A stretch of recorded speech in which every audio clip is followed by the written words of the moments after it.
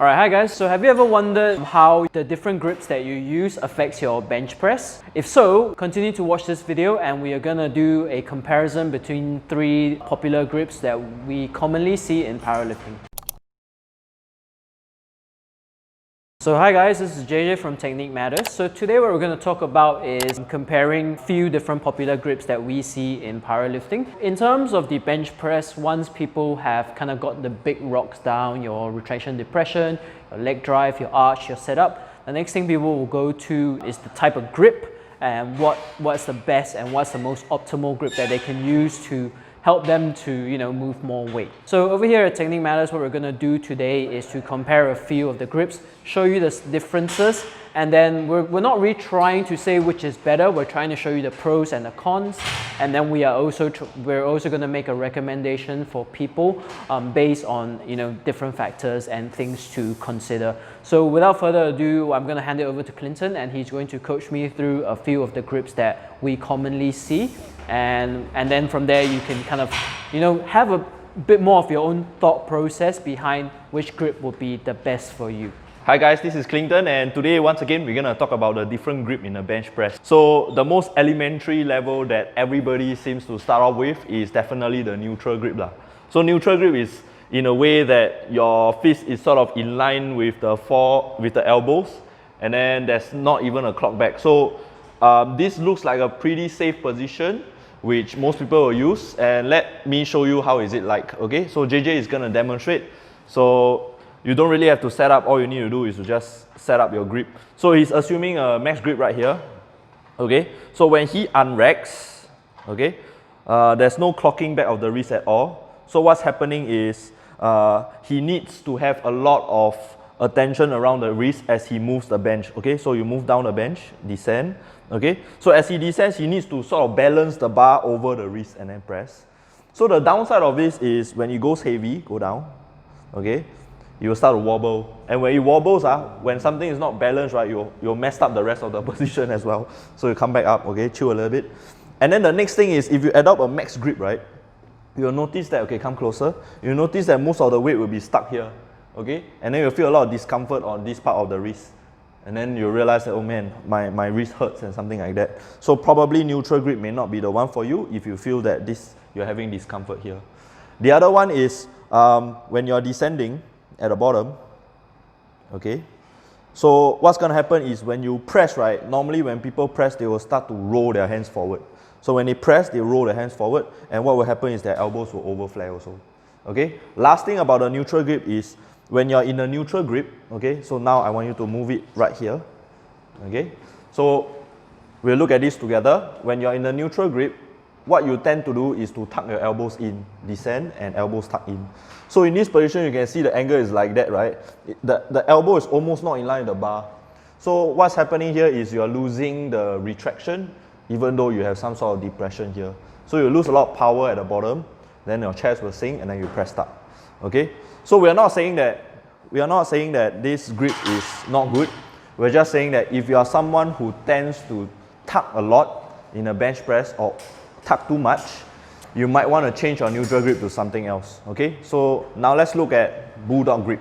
Okay, so now let's talk about the Bulldog Grip. Previously in the neutral grip it's like that. A Bulldog Grip looks something like that. Okay, with your hands looking like an L shape, something like that. Okay, so the reason why the neutral grip is evolved into a new Bulldog grip is because people are experiencing this motion as they press, right? So they are thinking, why not I clock my wrist back and then lock myself in this position. Okay, so I believe this is also inherited by weightlifting technique, whereby when they are throwing a snatch up to the top, they don't keep their grip neutral at the top like this. They will tend to clock their wrist back so that it can secure a more locked position, which is why the Bulldog grip is established in a bench press. Okay, so when we clock our wrist back like that, it may seem that it's pretty dangerous. Yes, it is dangerous if you put a weight on your fingers like that. Okay, but a proper Bulldog grip is as such. When the Bulldog grip should be on the meatiest part of the palm, and right below it is where your humerus will be, right here. Okay, so and in a Bulldog grip, instead of gripping the bar hard, you are trying to pinch the bar this way only. So pinching like that. Okay. So in a Bulldog grip, this is how it looks like, and JJ is going to show you. Okay, so one of the benefits of the Bulldog Grip is it will prevent the wrist from doing this motion, as you have seen from the neutral grip. So this is a slightly more advanced grip which requires a little bit more practice. And as you can see here, JJ is trying to set it up. The thumb is slightly pointing inwards towards the bar, and his wrist is slightly clocking inwards like this. The reason why it's clocking inwards like this is so that when they close the grip in like that and then unrack, they can keep their shoulders in a neutral position. Okay, whereas in a neutral grip, you might tend to, some people like to think about bending the bar this way. Okay, that's why the neutral grip seems to be comfortable for them.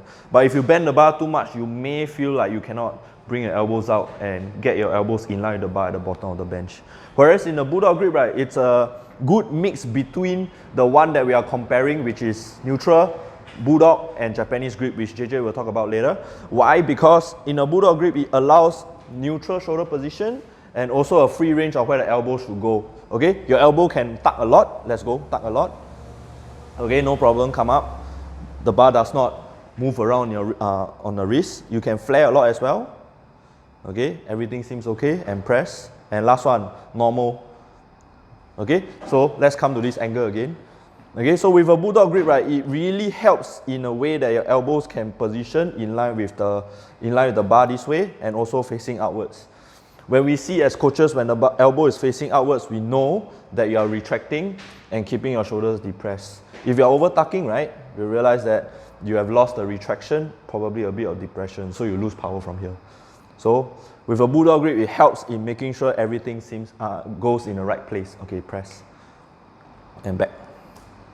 Okay, so this is the Bulldog Grip. If you want to understand more about how to create a Bulldog Grip, right, we actually have the video about it, so be sure to check it out. I'll put it somewhere here or somewhere here. Okay, so right now I will allow JJ to demonstrate the Japanese grip. Alright, so last but not least, we're going to talk about the Japanese grip. So the Japanese grip is probably the most extreme of the grips that we'll see in powerlifting. And basically what you do is you try to take advantage of your internal rotation. So you literally turn your elbows all the way out, and as a result turn your hands as far in as possible. So what this allows you to do is achieve two things. Firstly, it allows you to actually take a wider grip than is legal, but yet still be legal by using your fingers to sort of cover the rings, which I'll show you a lot later. And then obviously the second thing is, with that wider grip, you now can create a shorter range of motion. And with a shorter range of motion, you will see that your elbows or your upper arm doesn't kind of break parallel so much. So the thing that we want you to be very aware of with the Japanese grip before I start to explain it is that you need to be aware that this position can be very, very high risk, high reward, in a sense that it's risky because if you don't have adequate shoulder mobility and you don't really have a lot of internal rotation, you have if you are someone that doesn't have a big arch and you try to just go maximum grip, it's going to cause a lot more problems than it solves. All right, so I'll just quickly demonstrate the Japanese grip to everyone.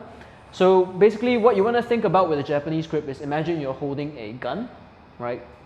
And you're kind of like, pulling the trigger. So what you want to do is you want to imagine that the ring is the trigger, and you just want to open up this whole angle, and then you see the trigger finger again. You just want to go all the way out. So if you see, I'm already basically, if this is, if I'm cheating it right, I'm already basically, my hand is already touching the uprights here. So it's already way wider than what is normally legal, and in some cases, you might not actually get a start command. All right, so from this position, you can see that you already open up the angle of the elbows quite a bit, and then all you have to do from here is, there's very little play, so you can't get it, you have very small room for error, so to speak. Then you're just using your lats to take it out, depress, and then you take it down, and then you press. So you can see that the range of motion is very small, and your elbows don't really break parallel as opposed to this, where your elbows kind of break parallel, as opposed to this, where it doesn't. So you're basically trading up and down movement for lateral leverage, or like side to side movement of the bench press, right? But why I say it's a high risk, high reward position is because if you're really, really flared out and you come down wrongly, your elbows are going to go like that. And then it's going to be really, really hard to press from here. So unless you have a very good depression, you're kicking with your legs hard and you're squeezing with your lats down, this position might not be the best for you. All right, so that's the Japanese grip, and what we're gonna suggest to you is try and play around with the 3 grips that we have suggested. If you're a bit more of a novice, try to use maybe a bit more neutral and then slowly kind of work your grip to be slightly more and more sort of internally rotated, slightly more cocked back. But if you are, if you're already a Bulldog grip and maybe you can give Japanese grip a try, but like I said, it's a high risk, high reward kind of grip. And if you want to use it, you got to make sure that you are taking care of your shoulders. You are making, you're doing the kind of like mobility stuff, or like the stuff that we have talked about on previous videos. So yeah, that's the video for today. If you have any questions, please put them in the comment section. You can also DM us. Otherwise, please like, share, and subscribe, and give it a try and let us know how it goes.